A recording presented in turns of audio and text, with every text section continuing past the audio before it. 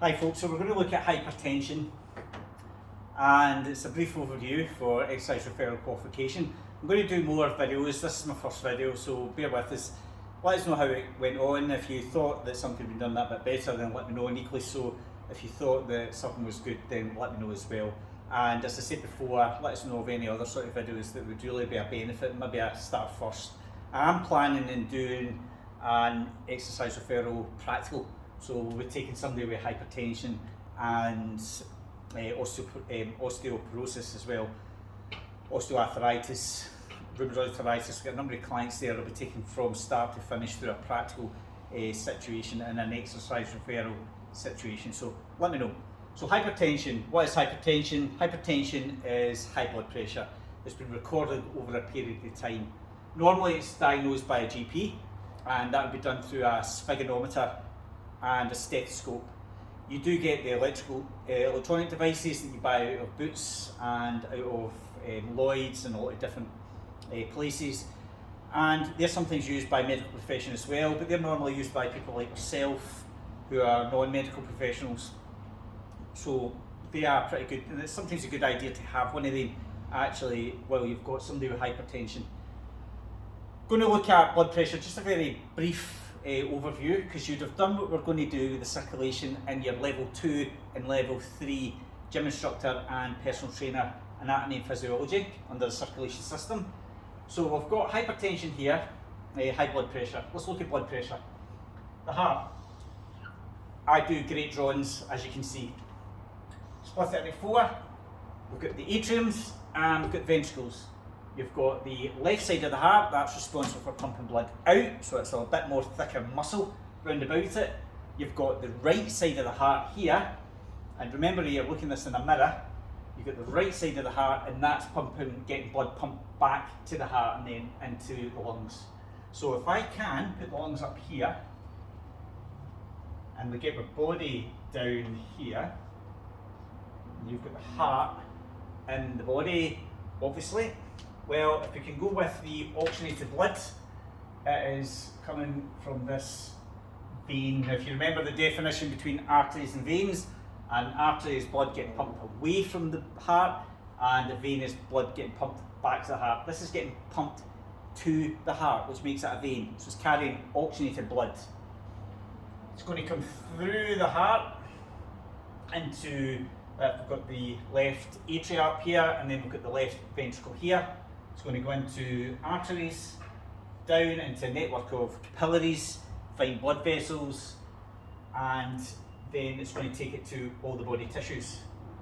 It comes into other body tissues, capillaries again, venous capillaries, back into veins which work under pressure, and a valve system that takes blood back to the heart. Goes through the right atria into the right ventricle, and then it's pumped into this artery here, a vessel that pumps blood away from the heart, so that's carrying deoxygenated blood back to the lungs again for the process to start again. So what is this part here? If you can remember, this is systemic circulation. Up the top here is more pulmonary circulation, where the heart is getting pumped to the lungs, and this is from, for example, the ventricles are going to all the body, pumping it to all the body tissues. And systemic circulation. That's the blood circulation there. And the pressure, well, the pressure is what the pressure is. We call cardiac, what you classify as blood pressure. Well, BP here is cardiac, should I say, output times total peripheral resistance.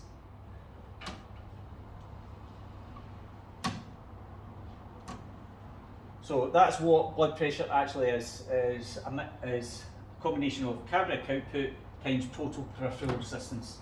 Now, what is cardiac output? Well, that's the volume of blood that's getting pumped out the heart, and it will be recorded over a minute. That is cardiac output, and if that's raised, then blood pressure is raised.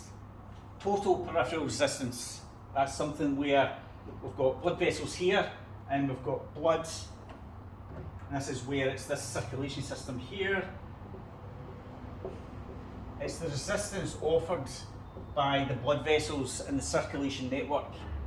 So if we have resistance, for example, you're going to start doing cardio work, you're on a bike, you're doing high intensity work, well, more blood has to get through, and it can actually build the pressure, because this is going to obviously expand, hopefully, and the amount of blood that's going through it, well, there is a lot more pressure now against these arteries walls, so that builds pressure. So that's the resistance of this circulation system, total peripheral resistance.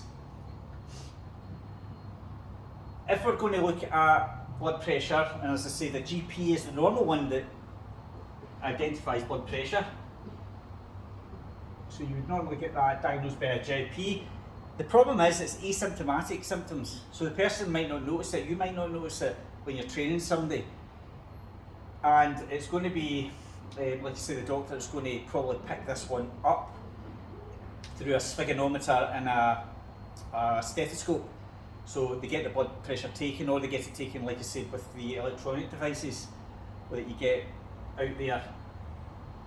There's sometimes the severe signs and symptoms, and these severe signs and symptoms can be like headaches, chest pain, breathlessness, blood in the urine, and often the person goes to the doctor with some of these signs and symptoms, and then they'll be given this diagnosis of hypertension, which is cardiovascular disease. So what would be that definition there? Well, how would it be expressed? So on a blood pressure thermometer, on a blood pressure device, you're going to see two readings, SP and BP. Oh, sorry. That's it. So what SP is systolic pressure, and you have diastolic pressure. I knew I'd get that wrong there, so beg your pardon. DP, diastolic pressure. Could not believe I wrote that up. Systolic pressure. Well, you maybe see this expressed, but you do see expressed as 120. Now, if we're going to go with optimal blood pressure, that is systolic pressure. Now, what is that? That is the amount of force that's where the pumping action is of the ventricles. So blood is getting pumped. So that's going to be a high number there. So the ventricles are contracting of the heart. That's what that reading is. And then you'll see another number, and you'll see 120 over 80.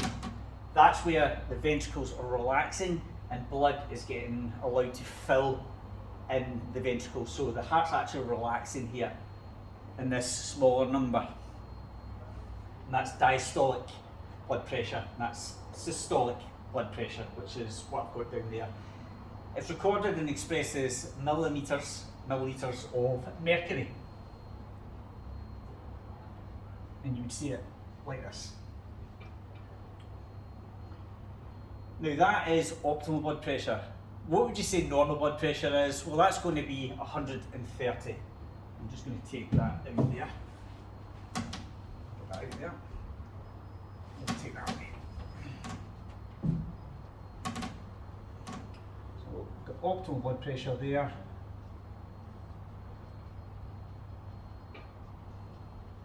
Normal blood pressure is going to be anywhere between, and we can go between 130 over 85. That would be normal blood pressure. High to normal blood pressure, and you often see people like this in the gym. They can be exercising, and there's nothing wrong with exercise here. If this gets picked up, for example, by yourself, that person is normal to high blood pressure, then they should be getting referred to the doctor. It's not that they can't stop exercise, but they should be getting referred to a professional to get checked out. And that would be anywhere between 130 to 139 systolic pressure over 85 to 85 to 89. Just express it there. So that would be normal to high, or high to normal, pre-hypertension. There's 3 stages of hypertension. So when we get past this, we're now into stage 1 hypertension. And that person would, in normal circumstances, by a PT or a fitness instructor, would refer that person away to the doctor before they start an exercise program. For us, we've had that person referred by the doctor to an exercise referral program. So stage 1 is 140 to 159. So if I go stage 1, hypertension, 140 to 159, I believe I said, yep.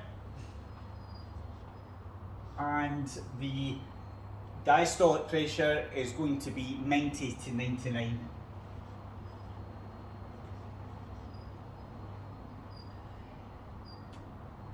Taking that stage further, stage 2, hypertension, and that is going to be between 160 to 179. Over, now let's get this right, 100 to 109 diastolic pressure. Stage 3. Now stage 3 is something where it's a contraindication to exercise. Somebody should not be exercising in stage 3 at all. There's a few contraindications here, and if somebody's taken an angina attack, got heart problems for example, and you're actually showing signs and symptoms of this, then exercise should stop. But if we detect stage 3, or somebody's been referred to us that it's stage 3, we do not exercise them. It's as simple as that. So it doesn't matter if a doctor says this person's for exercise, they get put back to the GP. And that would be, if I can put it here, stage 3, sorry for that. And that's cramping up here, and I'll put this in red, and that's anything over 180. And the other one would be, diastolic pressure would be 110. But that there is definitely a contraindicator to exercise. So if I can take, I'll just take some of this away here, so that we're not just staring at massive numbers. Common causes. Well, common causes of raised blood pressure, hypertension, can be caused by a build-up of atherosclerosis, if I pronounce that right, plaque. And it's in the circulation system. It can be in the heart muscle itself. And we're in a normal blood vessel, as you see here, blood's just passing through, and its normal resistance was then getting with the blood, with these blood vessels. What can happen is, over a period of time, we've got this build-up of fatty tissue, and I'll use a different pen. This plaque builds up, and the problem there is the plaque's actually part of the wall of the arteries. So we can have this here building up. Now what happens is, then blood flow is normal, comes through, but it's trying to get through a narrowed area, so the pressure builds here, and that takes this total peripheral resistance. That increases the pressure through the circulation system. Blood pressure goes up, and it can go up over a period of time here. What can happen, if I can do this, it can get really narrowed with this plaque build up, and this area here struggles to get any sort of blood. So there's an ischemia here, a lack of oxygen to this part. That can break off as well, and if this happens in the heart muscle itself, there can be a death of the heart muscle, and that causes a myocardial infarction, also known as a heart attack. Angina attack would be more like this, where it's a narrowing of the coronary arteries, and it's restriction of blood flow, so there's a restriction here. Now if you did get somebody in an exercise referral situation, or in a situation where you're dealing with somebody who's got angina and they're having an acute angina attack, well, exercise stops, you sit them down, you encourage them to rest, and you encourage them to take a spray. Now 5 minutes later, they'll take another spray. 5 minutes later again, they'll take another spray. And if they're going for a third spray here, then that is 999. That there is circulation, total peripheral circulation, cardiac output we've discussed, and we've discussed the stages of hypertension. Like I said, the common causes, so if we can go into that, common causes of this. Lifestyle, modifiable parts of people's lifestyle. That is a common one where it could have been prevented, or the person could have taken steps to reduce the chances of hypertension and cardiovascular disease. So that could well be the person's not eating enough fruit and veg, the person's not eating a variety of fruit and veg, the person's eating the wrong types of meats or processed food, high salt diet, high alcohol, smoking, for example. All what we call normal problems in lifestyle can lead to hypertension here, and that can lead to a lot of other complications as well. So they're common. The ones that are non-modifiable though is somebody could have it with genes, it could be genetic, it could be ethnicity. There's another one as well. So you do get people with ethnic background in the genes, for example, and the family history could affect them having a coronary episode, hypertension. Diagnosis we've covered here. Let's go to exercise prescription. So exercise prescription. Well, in exercise prescription, I'm going to just take this away now, if I can. Let's see if I can get this away. We are going to look at two types of exercise prescription. We're going to look at the main one, which is the recommended activity aerobic. Oh, get that way. And we'll also look at resistance training. So if we're going to program somebody with this. Right. Did it. So let's look at, the first one is aerobic training. Aerobic, oh, let's get that a bit more drier. Aerobic exercise. Now you've got the American College of Sports Medicine 2016 has given guidelines to this. And I'm going to put these guidelines in the actual description of this video, so it shall go on YouTube as well as Facebook, and you'll see links where you can go to for this one. They recommend immediately after somebody gets discharged, which we might not necessarily see this person, but they are advised to start daily walking. So exercise, to start, expected to start. So we're going to go here, daily walking.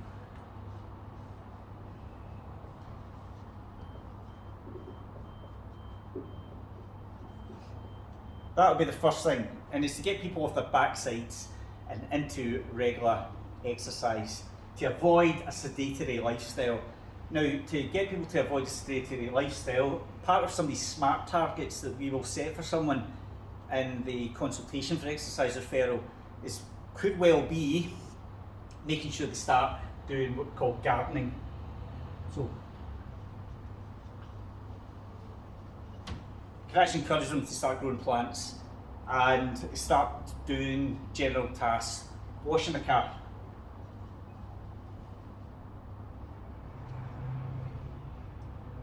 So doing what we call everyday events, playing with the kids for example, that can actually be part of some of the SMART targets, and it really should be encouraged here. The person as well should be encouraged to do 300, let's get this right, 30 to 60 minutes of exercise per day, moderate aerobic, so per day, and that's moderate intensity. And like I said, that could be more like these activities, but it'd be good to actually get the moderate bit in there, which is more like brisk walking. So we can go with brisk walking. So where the person's getting a sweat on, you really want to make sure that the person's each day they're doing something, and this can be a build here of intensity over a period of time. When you're actually trying to do an exercise program, we want to make sure that we increase the intensity. So when we're actually doing a program for someone, that the intensity of the exercise should never go between 13 and 15 rate of perceived exertion. But that's not the same for everybody. So go to take an individual basis. You might find that you actually go a lot lower than that one, and that's because the person is not maybe ever seen a gym before, not fit at all, and we build it, but we just don't go more than that. So if we're going to go for this, you're looking at about 13, in fact more like 13 if I can be honest with you. It's not a problem doing the 15 here. Of rate perceived exertion. So what we don't want is the heart rate to exceed 120 beats per minute. That's what we don't want. And the intensity of that exercise, we just don't want to make sure that the person takes an angina attack. That would be just counterproductive to it. Carrying on from this, here was you would, if we can look at more like resistance training. Now, what resistance training here would be 3 times per week. That would be the frequency. So if I can go by resistance training now.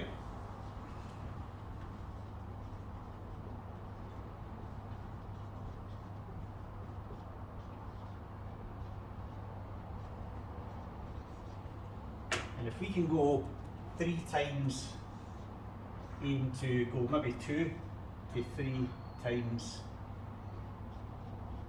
per week.